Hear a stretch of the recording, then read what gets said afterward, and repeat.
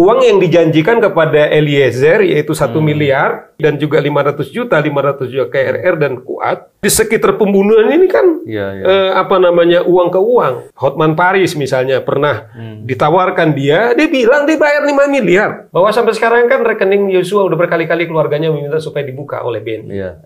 Sampai sekarang yang diduga itu ada triliunan uang di sana. Ini yang tidak terungkap di pengadilan dan menurut saya prerogatif soal pemerkosaan dan pelecehan seksual ternyata itu tidak ada karena ini udah proses pledoi. Tetapi menurut saya ada motif yang tidak terungkap. Kalau saya ditanya, inilah motif yang lebih kuat mengapa kemudian beliau harus dihabisi.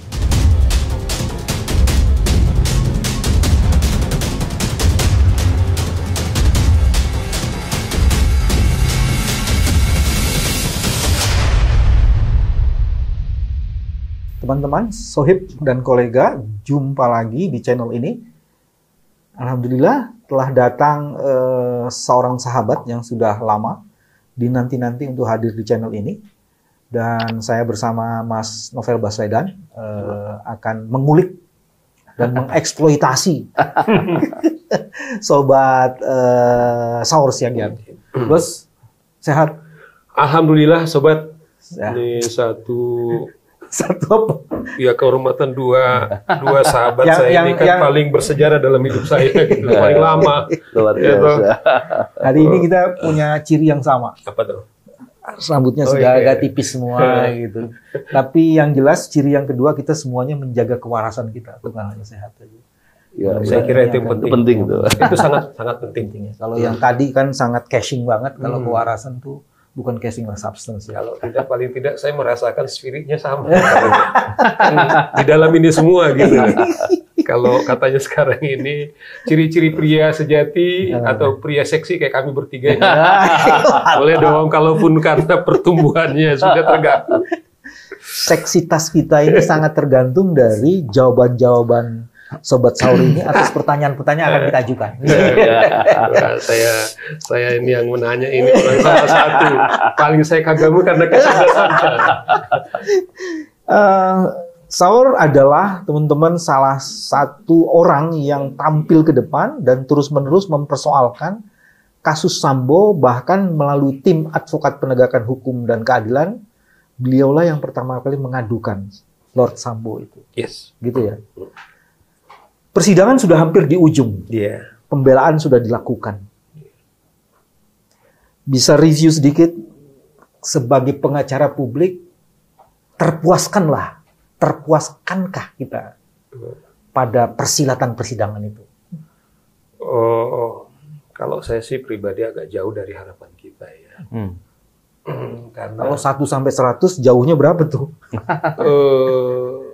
Ya kalaupun menurut saya secara keseluruhan ini tentu kalau kita bahas pertama ya menurut saya sih 1 sampai 100. Ya, dia di angka berapa itu? Di angka 50 lah. 50, berarti 50-50 nih. 50-50. Silakan, apa itu reviewnya? Mas BW, Mas Novel. Kalau kita mau flashback soal peristiwa Sambo ini, saya selalu berkata kemana-mana, kalau Sambo mengatakan dia adalah yang paling jahat gitu ya dalam pembelaannya, saya adalah orang yang pertama mengatakan dia adalah orang yang paling jahat. Konstruksi kejahatan yang dilakukan Sambo, menurut saya salah satu kejahatan menurut saya sangat luar biasa dalam sejarah peradaban kehidupan. Sebabnya apa itu, Bang? Sebabnya gini, Mas. Begitu ya. Kan tesis saya mengatakan begini. Saya tidak pernah melihat seorang, katakanlah, kalau Kadif Propam itu kan penjaga moralnya polisi. Yang awam bilang polisinya polisi. Artinya adalah dia dituntut yang pertama untuk mendemonstrasikan peradaban hukum gitu ya. Sebagai seorang penegak hukum. Tetapi apakah ada dalam sejarah peradaban kejahatan seorang ajudan, ya kecuali dalam katakanlah mafia kejahatan itu terbiasa. Tapi saya nggak kebayang misalnya dalam kejahatan seorang penegak hukum polisinya polisi, bahasa yang sering di awam. Kalau saya bilang, kalau mereka dalam tagnya itu adalah propam adalah penjaga moralnya polisi. Itu yang saya melaporkan. Tetapi penjaga moral ini, pemimpin, ketika dia mengklaim ada katakanlah pelanggaran hukum, tetapi dia sendiri mengeksekusi, itu yang saya bilang, bertentangan dengan peradaban hukum. Bayangkan pembantaian ini, killing field ini, kemudian dilakukan di rumah dinas. Di rumah dinas itu yang saya bilang, kalau Sambo merasakan itu adalah rumah biasa, tetapi rumah dinas, ini diberikan negara untuk menjaga moral atau etik daripada polisi. Bahkan Mas BW itu yang kita bilang, ada sekitar 100 diduga melanggar kode etik untuk menutupi skenario kejahatannya Sambo. Ya toh, tapi yang sekarang ini ada 7 melakukan obstruction of justice. Saya nggak tahu bagaimana yang selebihnya.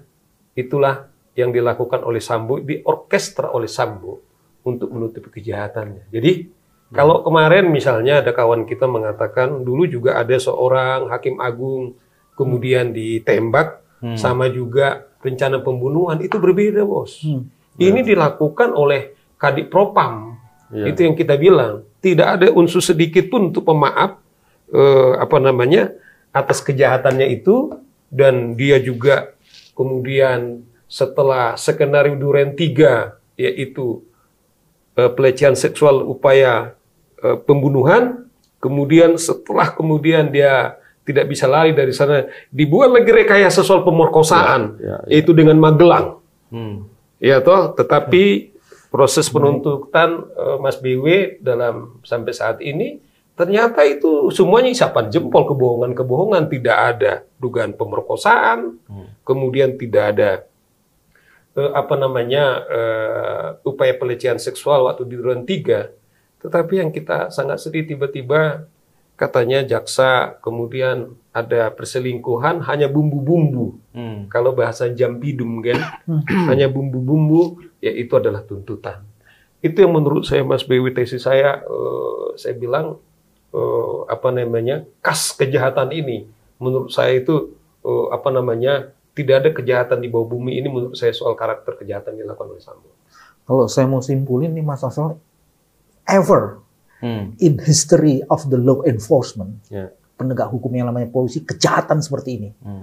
Ini yang saya tangkap nih dari Kenapa begitu? Indikatornya satu, dia melibatkan hampir 100-an orang yang terlibat untuk merekayasa, di mana kepala divisi propam itu yang harusnya penjaga moral, justru merompak moral institusi itu, merompak moral itu, dan kemudian dia mencoba mengkonstruksi, merekayasa kejahatan itu.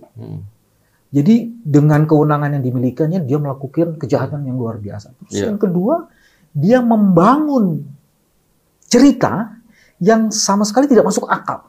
Dan itu dipakai dari awal sekali hingga di ujung proses pembelaannya ini. Itu terjadi. Dan ada berapa banyak orang yang menderita itu, menjadi korban, termasuk institusinya. Dia gadaikan institusinya itu. Mas BW bukan sekedar institusinya, dia juga menggadaikan anak dan istrinya. Karena dalam kejahatan ini juga dia melibatkan anak istri. Kan dulu kalau kita ingat awal-awal Mas BW, waktu dia mengaku dia adalah korban kejahatan seksual, tiba-tiba waktu Sambo sudah ditahan di Makobrimob, dia muncul dengan anak istrinya dan declare bahwa terlepas apa yang dilakukan oleh saudara Yosua, saya adalah korban pelecehan seksual, dengan nangis-nangis. Kalau menurut ahli forensik saudara Indra Giri, belum pernah seorang korban pelecehan seksual mendeklar dia adalah korban. Supaya menarik, saya luruskan, psikologi forensik. Psikologi forensik. Makasih Mas Bibi. Artinya begini, dia mencoba untuk menutupi yang kita bilang pelecehan seksual itu kan harus ada dalam rekayasa. Kemudian siapa yang korban? Dia menampilkan istri dan anak-anak. Itu yang saya bilang, ini orang nggak punya harga diri. Artinya saya respect ada seorang penjahat, kemudian dari kejahatannya itu bertarung, tetapi untuk menutup itu Mas BW, dia melibatkan istri dan anak-anaknya. Buktinya kan istri mengaku saya tidak tahu apa-apa. Itu yang saya bilang mengapa kejahatan ini sangat kejahatan yang sangat jahat dan menjijikkan menurut saya. Ever menjijikkan dan sangat jahat. Pakai sekali nggak? Sangat jahat sekali. Sangat. Saya harus karena menurut saya ini sama waktu saya harus kasih tahu. Pernah sebelum ini terungkap, Amir Samsudin itu harus saya sebut, dia sampai nangis-nangis. Dia adalah bekas Menteri Hukum-HAM. Dia adalah teman senior saya advokat. Dia bilang, Bung Saur, apakah di masa-masa saya sudah menteri tua ini harus saya saksikan kejahatan seperti ini gitu. Itu juga salah satu mendrive saya untuk kemudian juga mau terlibat. Saya pikir ini bukan sekedar tragedi hukum, tapi tragedi kemanusiaan. Ada orang tua yang telah akan meninggalkan kita, tapi dia terusik menangis, dia cerita senangis-nangisnya. Dia nggak bisa menyaksikan soal kejahatan atau peristiwa yang dilihat ini sebelum ini terungkap. Makanya dasar itu juga saya ketepatan dalam 2 hari itu merenung apa yang kita lakukan. Saya janji sama Bang Amir, Bang, saya akan berbuat apa yang bisa saya lakukan. Jadi saya kira suara Amir Samsudin, saya kira yang sudah senior seperti itu, barangkali juga mewakili tentang suara-suara yang lain, tentang saya bilang peristiwa yang dilakukan oleh seorang Sambo ini. Gitu loh Mas Bim. Kalau begitu, saya mau dengar pernyataannya. Sambo di dalam pledoinya mengatakan begini. Sungguh setiap waktu rasa bersalah dalam diri saya tidak pernah berhenti. Kalimat keren, apalagi yang bacain saya. Iya, betul. Penyesalan mendalam atas timbulnya korban Yosua, atas luka bagi keluarga yang ditinggalkannya. Ada lanjutannya lagi. Saya sungguh menyesali bahwa peristiwa pembunuhan yang terjadi terhadap almarhum Yosua telah menyeret mereka yang tidak terlibat dan tidak bersalah ke dalam ruang persidangan pidana. Mereka dituntut atas perbuatan dan kesalahan yang tidak mereka ketahui. Puitis, keren, cool man, cool. Nggak yakin sama sungguhan. Justru saya minta maaf aja, saya juga tiba-tiba istri saya juga mengomentari ketika dia membacakan pledoinya. Saya termasuk orang tidak pernah mendengar komentar-komentar. Termasuk saya tampil saat ini belum pernah saya dengar komentar orang tentang saya. Tetapi karena istri saya kemudian ngebacain, wah semua muak gitu loh. Karena gini Mas Bibi, muaknya begini. Di sisi lain dia telah mengakui dia lah merekayasa soal pembunuhan Yosua. Tetapi yang memalukan, dia juga minta dia dibebaskan gitu loh. Jadi ada kontradiksi. Dia bilang gini kan dia selalu bertanggung jawab gitu loh. Jadi kalau dia kemudian minta bertanggung jawab, termasuk polisi-polisi yang menghadapi obstruction of justice, kemudian dia juga minta dia dibebaskan. Di mana moralnya? Yang dibilang dia adalah bertanggung jawab. Jadi soal permainan kata, itu yang saya bilang, saya pribadi minta maaf, minta sebesar-besarnya. Yang saya bilang, banyak barangkali orang-orang baik, ya ada Mas yang lulusan mendapatkan adi makayasa gitu ya. Kemudian masa depannya kemudian habis karena dia telah dipecat. Kemudian kita tidak tahu berhenti 100 itu kan hanya dalam titik tertentu. Kita tidak tahu andaikan kemudian ini diteruskan berapa orang yang terlambat. Jadi saya pikir saya mengikuti, publik mengikuti, ya saya pikir kembali, kalaupun kita dianggap terlalu kejam, tetapi inilah ekspresi tanggung jawab kita tentang penghargaan kepada kemanusiaan. Jadi menurut saya itu olok-olok yang dipertontonkan, saya pikir bahasa Mas Bewi adalah puitis, tapi adalah kembali masih dikemas untuk memanggil simpati. Tentang siapa dia sendiri gitu Mas. Jadi kemampuan dia merumuskan kata-kata tak bisa menggelapkan sisi kemanusiaan dan fakta persidangan yang sebagian besarnya sudah terungkap. Ya. Mas Novel, apa yang belum terungkap sesungguhnya? Jangan-jangan banyak. Ini yang mau kita ungkap di sini. Jadi di awal-awal kan di kasus Sambo ini kan banyak publik yang menyampaikan, bukan cuma itu dari tim kuasa hukum aja, mungkin ada beberapa juga menyampaikan di komen-komen di media sosial soal terkait dengan uang. Ya, uang itu gelap ya, susah. Perbincangan. Karena ketika kita membicarakan sesuatu soal itu kan mesti didukung fakta nih Pak BW. Masalahnya kan beberapa diskusi itu kita belum lihat faktanya sebenarnya, tapi dugaan kuatnya ada. Dugaan kuatnya ada dan seharusnya itu didalami. Memang beberapa waktu seingat saya ada pelaporan ke KPK. Tapi KPK yang seharusnya mempunyai tugas terkait dengan subjek hukum penyelenggara negara, termasuk Sambo ini kan penyelenggara negara dia. Yes. Harusnya dia proaktif melakukan pemeriksaan terkait itu. Karena dugaan dan fakta-faktanya cukup banyak. Tapi yang saya dengar belum ada. Satu, uang. Ya. Terus yang kedua adalah terkait dengan perbuatan-perbuatan lain. Yang itu harusnya dituntaskan. Misalnya? Yang, ketika masih menjabat, bisa jadi ada penyalahgunaan kewenangan atau perbuatan-perbuatan kejahatan lain yang itu tentunya berkorelasi dengan uang. Tapi faktanya seperti apa saya belum tahu ya Pak. Ya. Tentunya ini semua perlu dilihat dan dicermati karena jangan-jangan itulah motifnya gitu terjadi pembunuhan. Karena banyak juga spekulasi yang menyampaikan itu. Ya, sama juga seperti saya sekarang ini yang ingin bertanya ke Bang Saur juga. Apakah Bang Saur yang dari awal mengikuti kejadian ini percaya bahwa motifnya adalah sekedar pelecehan, sekadar pelecehan atau perselingkuhan? Artinya begini loh, kalau kita pelecehan perselingkuhan kan itu forget it. Artinya dalam laporannya yang tadi pelecehan seksual upaya pembunuhan kan sudah SP3. Diduga kalau Febri dan kawan-kawannya itu kan mengatakan ada pemerkosaan, tetapi mereka kan tidak bisa membuktikan atau jaksa tidak merekonstruksi soal itu. Dan Jaksa Agung Muda kan telah kemudian declare kalaupun ada perselingkuhan itu adalah bumbu-bumbu dakwaan. Karena hasil dari poligraf itu pertanyaannya apakah saudara berselingkuh dengan Yosua, tidak, kemudian poligraf mengatakan itu bohong. Artinya ada motif yang tidak terungkap. Menurut saya Mas Novel, apa yang saya mengamini apa yang dibilang rekan Novel Baswedan bahwa ada, karena waktu itu kalau kita ingat beberapa waktu yang lalu ketika LPSK kemudian mau bertemu dengan Sambo, kan kemudian mereka disuguhkan uang yang cukup tebal. Betul. Dan saya pikir karena memang ini ada dugaan sudah penyuapan, saya kira itu jelas terang benderang dalam undang-undang korupsi, upaya penyuapan itu adalah delik gitu loh.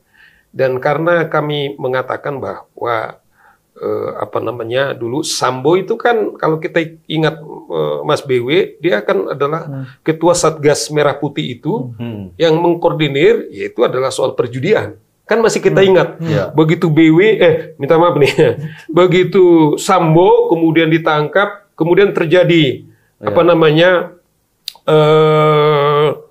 penggeledahan, dan ternyata fakta banyak sekali judi online. Banyak, dan judi online itu adalah diorganisir oleh Satgas Merah Putih. Kemudian uangnya itu kita dibongkar harusnya kan. Dan itu menurut saya, makanya waktu itu tampak segera membuat laporan ke Pak KPK. Kita yang buat laporan Mas Novel. Tampak karena gini. Waktu itu kita bilang kepada KPK, kepada pers. Jadi ketika kita buat laporan dengan bukti bahwa ada upaya penyuapan, hanya entry point sesungguhnya untuk membuka. Kemudian kita kasih penjelasan. Ternyata kalau ada dugaan judi, ternyata nggak isapan jempol. Pada suatu terjadi penggeledahan di mana-mana. Artinya fakta. Ya toh, karena Satgas Merah Putih yang sesungguhnya mengorganisir itu, yang sekarang kita nggak tahu, apakah kemudian penindakan itu masih jalan. Mas BW terang benderang. Artinya kalau kita tahu judi itu dilarang, polisi kemudian tahu judi itu di jalan, berarti kemudian jalan, berarti ada suap dong berjalan di sana. Baru kemudian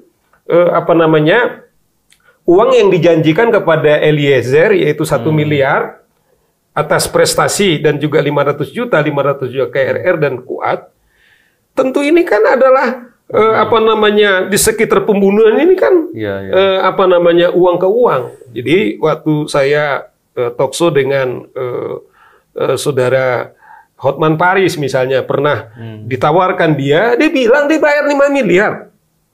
Dia bilang nih, pasti ini Hotman ngomong sama saya. Cuman belum sanggup dia menerima kasus yang karakter soal Sambo ini tidak siap di secara sosial. Apakah uang sama yang dikasihkan kepada si Febri sama Rasa Mala saya nggak tahu. Tetapi kan setelah ini menolak. Yang menerima kemudian kan itu sahabatnya Mas BW, juniornya Mas B, sahabat kentalnya Mas Novel gitu loh. Sudah kita ingatkan Bang. Iya kan. Dan baru punya pilihan. Iya, saya ingat waktu itu saya mengapresiasi Novel untuk dia mengundurkan diri sebagai cermin moral kita sebagai sahabat. Dan yang terakhir saya kira bahwa sangat kuat soal uang, bahwa waktu kemudian tiba-tiba setelah 1 minggu kurang lebih setelah Yosua meninggal, tiba-tiba uangnya tertransfer ada sekitar 600 juta kepada rekeningnya RR. Jadi yang mati ini tiba-tiba kemudian uangnya tertransfer. Nah, kemudian ini fakta di persidangan bahwa terbukti betul uangnya tergeser kurang lebih 3 kali atau apa itu yang dari di rekeningnya Ricky Rizal itu 200 juta, dari Yosua itu 400. Alasannya adalah katanya bahwa ini adalah operasional rumah tangga. Gila, seorang polisi Mas BW punya uang operasional untuk keluarganya 100 juta.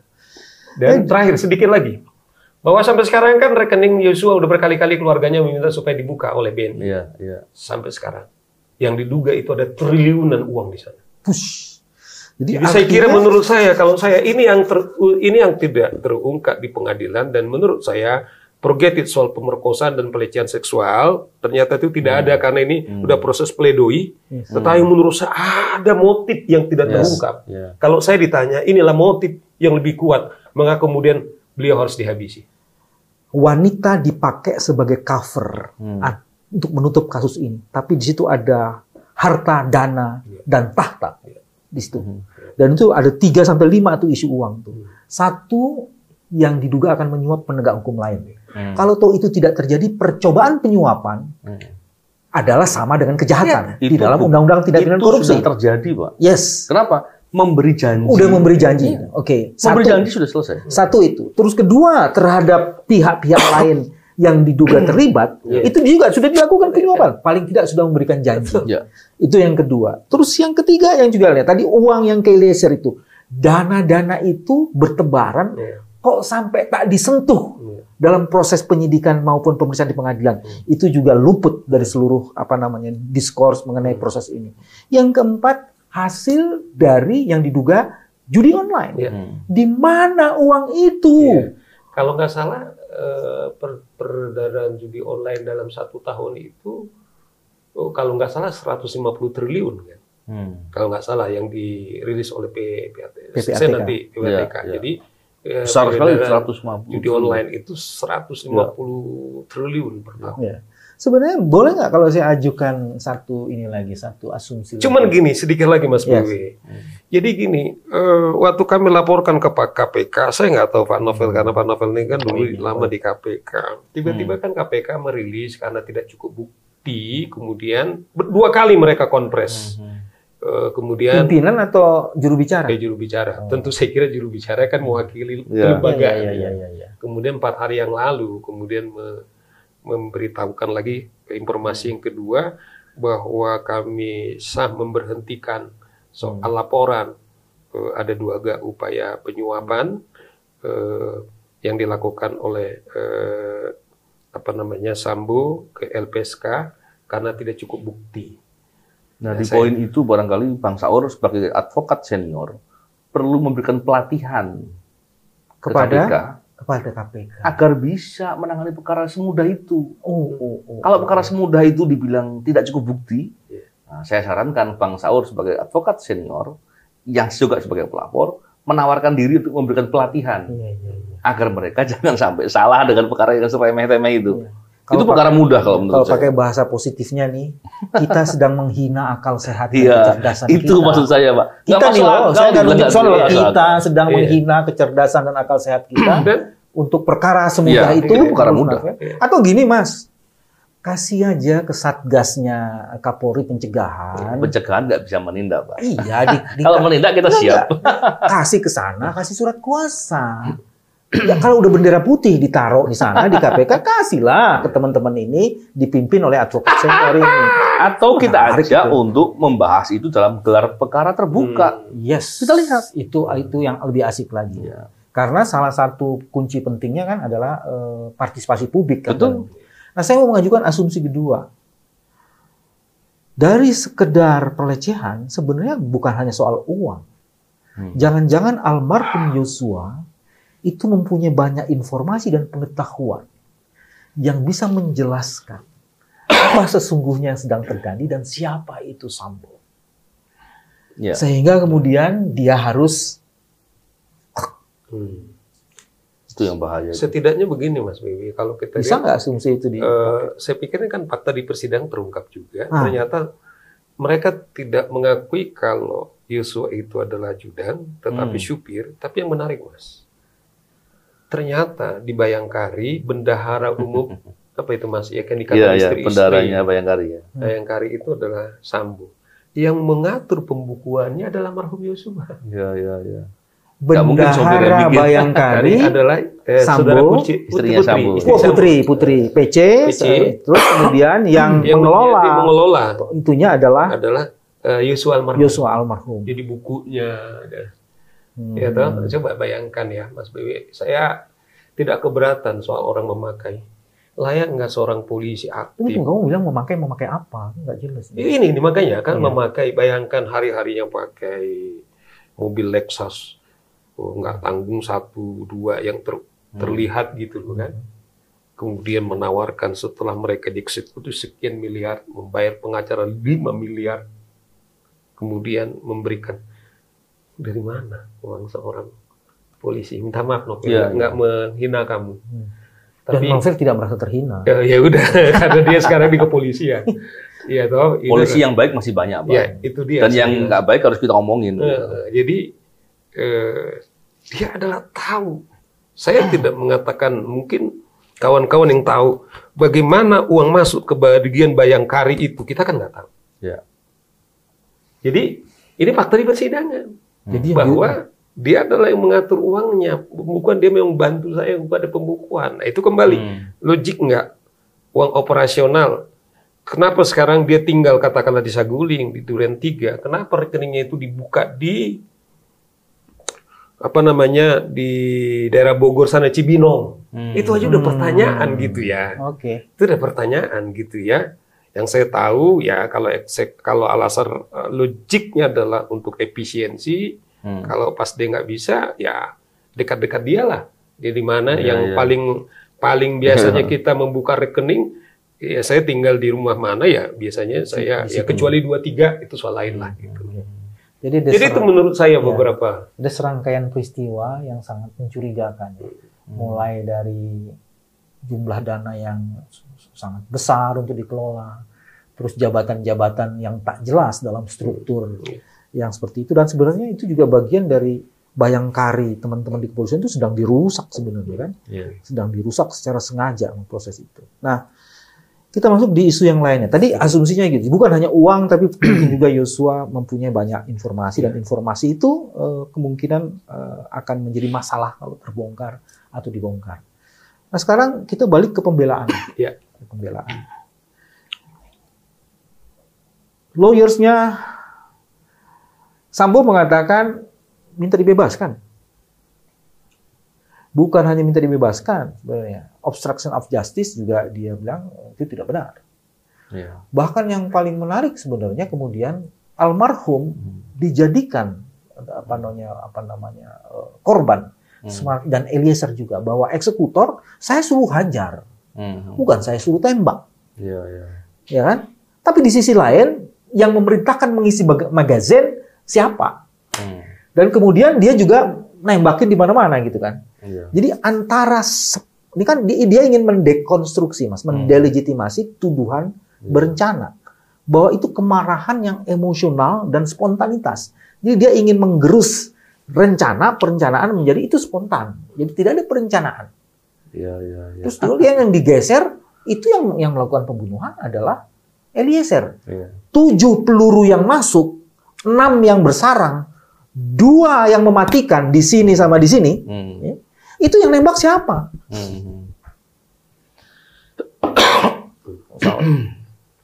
Ya, itulah apa namanya. Saya pernah beberapa waktu yang bilang cara advokat, ya itu terserah lah. Ya toh, saya masih ingat itu pernyataan Hajar itu setelah Febridiansyah itu saya lihat waktu bergabung, kemudian mereka tiba-tiba membuat konferensi pers. Di sisi lain Sambo berkali-kali bilang bahwa sudah terbukti rekayasa Duren 3. Kemudian mereka mengatakan adalah Hajar. Ya seperti Mas Boy bilang, loh kok kita publik ini, orang Indonesia ini tiba-tiba dianggap oleh kawan konto orang bodoh. Hajar tetapi dikasih pistol gitu loh, diisi amunisinya gitu loh kan. Logika apa yang mengatakan untuk, kan fungsi pistol yang dimunisi untuk nembak. Kalaupun kata Hajar, ya toh, Hajar kan dikasih pistol gitu kan maksudnya apa? Kalau dihajar misalnya untuk berantem antara Yosua dengan Eliezer nggak make sense, Pak. Yang saya tahu kata Yosua itu jago silat dan berprestasi sebagai atlet silat. Orangnya gede. Artinya kalau Hajar dalam konteks fisik nggak cocok, nggak level akal. Tadi Mas Bebe kemudian sangat fundamental mengatakan bahwa ketika kemudian setelah Eliezer yang dia tidak mengaku bahwa dia menembak, kok dia menembak dinding-dinding tadi? Maksud saya kenapa nggak ditonjok dindingnya kalau Hajar gitu loh. Ini kita mau ini loh. Iya kan, kita hanya analogikan yang dilakukan oleh Sambo, di sisi lain dia suruh katanya bukan nembak, tapi Hajar, kok dia melakukan Hajar itu kan, katakan kita ikuti logiknya dia, kok dia nembak ke dinding-dinding itu. Nah di situ saya bilang, kawan-kawan sahabat kita ini, ya khususnya, pas saya masih ingat tuh juniornya, novel itu setelah masuk itu. Kemudian saya pernah bilang dialah ikut kemudian menjerumuskan kemudian kliennya ini semakin terpuruk gitu loh. Ya tapi terserah lah itu saya dengar waktu itu novel minta dia harus mengundurkan diri atau meminta dia mengundurkan diri. Ya sama dengan saya juga, saya selalu bilang bahwa karena dia ada di sana, ya kita juga sebagai konsekuensi, sebagai solidaritas kita ya harus juga bersuara juga maksimal. Itu menurut saya nggak masuk akal logik yang di. Saya ada 2 catatan, Mbak. Yang pertama tadi ketika disampaikan seolah-olah yang nembak adalah Richard, gitu ya. Ini tentunya karena sudah dibahas di pembuktian, saya boleh komentar kan? Kalau yang melakukan itu Richard, nembak langsung dan tanpa ada skenario sebelumnya, tentu nembak ke dindingnya itu nanti. Tapi kalau nembak di dinding itu langsung dilakukan saat itu, saya nggak yakin itu nggak ada perencanaan sebelumnya. Kenapa? Poin ini penting. Kenapa? Karena kalau memang seandainya, dalam logika saya nih, saya kan sekian lama jadi penyidik, Pak. Jadi penegak umum juga sering. Udah lama juga. Tapi nggak merekayasa kan? Nggak pernah. Itu yang penting. Itu tidak berintegritas, Pak. Itu perbuatan yang sangat tidak berintegritas. Bahkan bagi saya ketika suatu perbuatan yang salah dibela menjadi benar, itu juga tidak berintegritas. Itu masalah serius itu. Dan ketika seandainya saya menjadi, atau saya gambarkan gini, ada si A, dia ini kemudian ada suatu kepentingan mau menyerang orang, dan kemudian orang yang menemanin dia ini disuruh nyerang. Ternyata yang diserang ini disuruh pukul, tapi malah ditembak. Seandainya, dan untuk menyelamatkan dia, pastilah nggak mungkin spontan, Pak. Baik. Kalau dia untuk menyelamatkannya itu spontan, berarti direncanakan sebelumnya. Nggak mungkin, Das. Itu poin pertama. Poin kedua, ketika bicara terkait dengan pembelaan sekarang ini, bahwa pembelaan tadi saya memang nggak mengikuti nih pembelaan terakhir ya. Walaupun saya kemarin komentar soal tuntutan kepada Richard.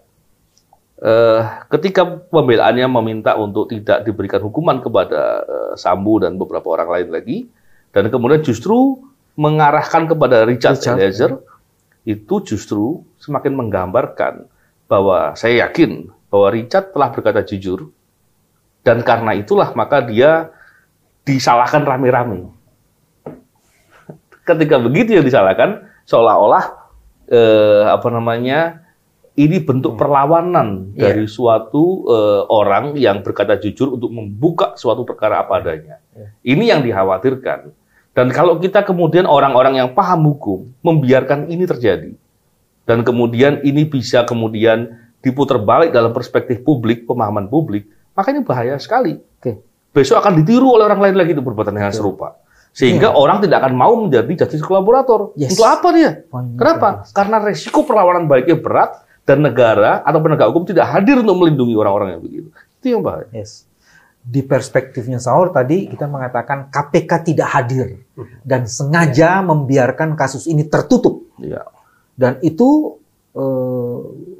bukan hanya pelanggaran etik, itu juga bagian dari kejahatan. Kalau KPK semenjak pimpinan yang baru ini nggak pernah hadir, Pak. Nah, terus yang di ini Mas Novel nambah lagi nih perspektifnya nih. Bukan soal dana, bukan soal tadi ada hal-hal yang berkaitan dengan kepentingan pihak lain, tapi ada satu lagi nih, ada rekayasa. Bukan rekayasa, ada perencanaan. Kalau benar ada dugaan perencanaan, ini kan lebih dahsyat lagi nih. Sebetulnya perencanaan sudah diungkap di persidangan. Dan itu cukup jelas perencanaan itu. Iya, cuman dalam konstruksinya itu, Mas. Kan menarik, ada 3 nih. 1, orang yang justru membuka, sekarang dia diserang oleh rame-rame, oleh pihak lain yang sengaja menutup. Betul. Itu 1 kan? Jadi Eliezer itu sekarang disudutkan. Seolah-olah dialah yang punya kesalahan. Saksi yang lain. 1 itu. Terus yang kedua, ketika ada tindakan-tindakan yang menurut kita, tadi Mas Novel keren banget tuh, itu tidak mungkin seketika dilakukan kalau tidak ada perencanaan. Karena tadi kan dibilang katanya menembak ke atas itu dalam rangka melindungi Richard Eliezer. Nggak mungkin. Itu artinya, Mas, kalau udah begitu, itu kan mengerikan lagi. Perencanaan itu sudah dilakukan sedari awal. Bukan ketika pembunuhannya loh. Terhadap seluruh kejahatan itu dilakukan menutup itu. Dan jangan-jangan dana yang tadi tidak dibuka, itu juga bagian dari perencanaan itu. Saya malah khawatir, jangan-jangan semua orang yang tadi disebut dengan 100 orang itu sudah dikonsolidasi.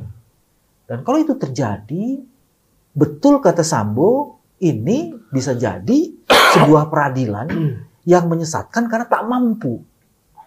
Tapi yang menyesalkan itu adalah Sambo sendiri sebenarnya. Diduga seperti itu. Oke, sekarang kita ngomong bagian yang terakhir ini soal Eliezer. Publik tersentak dan merasa bahwa tidak fair kalau Eliezer ini menanggung beban padahal dia adalah justice kolaborator. Menurut Saud? Ya, memang tampak dulu awal-awalnya karena memang sudah dirilis oleh polisi yang menembak itu kan adalah Sambo dan Eliezer. Dan kami membuat laporan ke pelanggaran etik itu 2 nama ini. Yaitu Saudara Sambo segera diberhentikan karena dugaan pelanggaran etik karena sudah komprehensif sebelum terungkap peristiwa rekayasa Duren 3. Jadi kami melapor itu adalah tanggal 18 Juli. Kemudian pada saat yang sama juga keluarga mereka di tanggal yang sama tanpa ada koordinasi kemudian melaporkan dugaan pembunuhan daripada Yosua. Itu kita tidak ada law of vibration mungkin getaran keadilannya kemudian sama.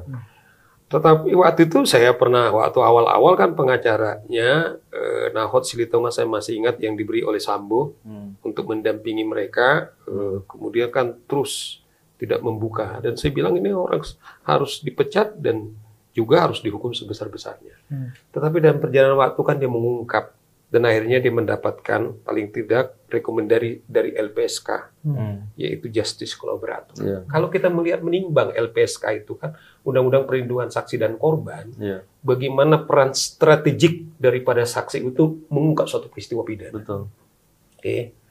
Nah, andaikan Eliezer, kalau kita lihat konstruksi dakwaan sama dengan tuntutan jaksa penuntut umum, itu kan semua mengacu bukti-bukti itu kan apa yang disaksikan oleh saudara Eliezer. Ya. Hampir sebagian besarnya. Ya, hampir sebagian ngiris kita. Kemudian kalau saya bilang pengertian daripada lembaga perlindungan saksi dan korban itu adalah bagaimana karena strategiknya peristiwa pidana, peran daripada saksi, berarti ini kan saksi pelaku ya, sehingga disebut Justice Collaborator. Andaikan Eliezer kemudian tidak kemudian mengungkap peristiwa ini, apakah jaksa penuntut umum kemudian begitu pede untuk melakukan tuntutan kepada saudara Ferdy Sambo, atau apakah dia sampai kepada tahap penuntutan bahwa dia bisa melakukan tugasnya? Saya kira enggak. Tapi sesuai dengan konstruksi jaksa penuntut umum, bukan saja Eliezer, kalau jelaskan di undang-undang bahwa Justice Collaborator itu yang paling ringan. Perintah undang-undang, kita minta kepada jaksa penuntut umum, Anda melakukan tuntutan atau Anda bekerja, Anda terikat kepada undang-undang sebagai penegak hukum. Bahwa undang-undang bagian daripada hukum. Betul. Jadi tidak ada Anda, begitu Anda sudah mengatakan bahwa ada pertimbangan Justice Collaborator melekat kepada saudara Eliezer, mau tidak mau Anda harus konsisten. Karena ini juga digunakan oleh penasihat hukum daripada Sambo atau saudara Sambo sendiri membunuh atau menghabisi saudara Eliezer. Eliezer dia sudah terbuka mengatakan sejujurnya, membantu kerja-kerja penegak hukum, khususnya yang diuntungkan adalah jaksa penuntut umum. Dia bukan malah dilindungi hak-hak atau perintah daripada undang-undang, dan ini juga kemudian dihabisi oleh saudara Sambo. Kemudian saya sendiri kemudian ketika dia sudah terbuka, saya bilang dia harus dibantu. Nah, saya nggak tahu ada apa. Yang konyolnya Mas Wisa harus katakan, minta maaf kepada teman-teman Jaksa Agung. Malah saya lihat teman-teman jaksa penuntut umum, bagian Anda untuk di pengadilan sudah selesai. Tapi Anda jangan juga cari pembenaran-pembenaran. Saya tadinya pikir ada sesuatu yang salah, bukan kemudian memberikan pembelaan angka-angka yang 8 tahun kepada PC, kemudian 12 tahun kepada Justice Collaborator. Nah, itu sendiri menjadi pertanyaan besar. Bagaimana Justice Collaborator perintah undang-undang dia yang paling ringan, sementara yang menskenariokan pembunuhan, yaitu dengan alasan mereka pelecehan seksual itu, kemudian hanya dituntut 8 tahun. Itu saya mau bilang begini nih, kalau Eliezer diserang oleh saksi lain, disudutkan, di framing seperti itu, ya, supaya kemudian dia dianggap bersalah, padahal dia yang mengungkap itu. Kalau jaksa membuat hukuman, kelakuannya sama dengan orang-orang yang menyerang Eliezer, terus apa bedanya penuntut umum dengan? Kan kayak begitu kan? Tapi ada harapan, sobat. Semoga mata hati dan mata batin dari hakim akan tercerahkan dan diskusi ini bisa menjadi inspirasi. Hakim tidak buta. Hakim sekarang disuguhkan satu peristiwa yang dahsyat luar biasa. Mampukah dia keluar dari trap jebakan ini? Dan juga gini Pak, Richard itu telah berhasil mematahkan skenario yang dibuat oleh Sambo. Itu poin pertama. Yang kedua, dengan keterangannya yang apa adanya, membuat pembuktian atas perencanaan menjadi jelas. Jelas dan sangat mudah. Ditambah lagi bahwa upaya untuk menutupi atau meyakinkan para pihak yang terkait dengan peristiwa, dengan perbuatan, untuk tetap konsisten dengan memberikan sesuatu, bisa diterangkan di persidangan. Dan ada bukti tambahan yang diberikan. Itu 3 poin yang saya lihat. Dan itu adalah bukti yang sangat jelas dan terang. Dan satu lagi sebenarnya, terkait dengan Justice Collaborator. Ada beberapa pihak yang kemudian membantah bahwa Justice Collaborator itu tidak bisa diberikan kepada pelaku pembunuhan. Padahal dari LPSK jelas menyampaikan pasal perbuatan kejahatan yang diatur secara limitatif, tapi di situ juga disebut ada kejahatan lain dan seterusnya. Dan itu bisa menjadikan perbuatan pembunuhan ini menjadi peluang untuk orang yang mau membuka fakta padanya mendapat penghargaan sebagai justice kolaborator dalam perkara pembunuhan itu juga. Dari sisi norma ada legalitas atau justifikasi untuk memberikan keringanan bagi dan Eliezer memang sudah berjasa membongkar kasus ini. Jangan sampai kemudian tuntutannya malah memberatkan. Itulah rasa ketidakadilan. Walaupun kita masih meyakini hakim akan membuka mata hati keadilannya. Teman-teman, menarik sebenarnya. Itulah yang saya ini kenapa saya datang kemari. Pernyataan Mas BW, statementnya, semoga mata hati hakim kemudian mendengarkan. Katakanlah setitik di tengah lautan. Tapi saya mau ingatkan Mas BW, itu saya percaya kasus ini terungkap bukan karena keinginan polisi awalnya, tapi partisipasi publik. That's the point. Kemudian concernnya kawan-kawan, saya selalu bilang kawan-kawan wartawan, apakah yang profesional atau setengah profesional. Kemudian akhirnya apa? Ini terungkap. Memang kita nggak mewah hadir di persidangan, tetapi saya kira diskusi-diskusi seperti ini. Karena toh misalnya begini, saya dengar misalnya Saudara Barita, Ketua Komisi Kejaksaan, semua media itu kemudian kita dengerin, kita analisa. Ini saya juga percaya. Memang kita tidak suara batin bahwa ada jeritan ketidakadilan, kita tidak hadir fisik di pengadilan Mas BW. Tetapi saya bilang bahwa konsen publik, kemudian kami melaporkan dan kami sudah dilaporkan oleh Kapolri bahwa laporan dari Tampak kemudian sudah ditindaklanjuti dengan PTDA Saudara Sambo. Pers misalnya, andaikan pers ini tidak mengikuti pers milik kas Mas BW dengan ini, saya kira ini nggak terungkap. Di situ saya bilang, sering penegak hukum itu muncul dia di wajah-wajah diskursus seperti ini, dan saya kira sangat menjadi bahasa Mas BW, inspirasi kepada penegak khususnya hakim dalam memutus kasus ini. Jadi dalam semangat advokasi itu, jadi kita hadir di sini dan kita terus kemudian mengawal.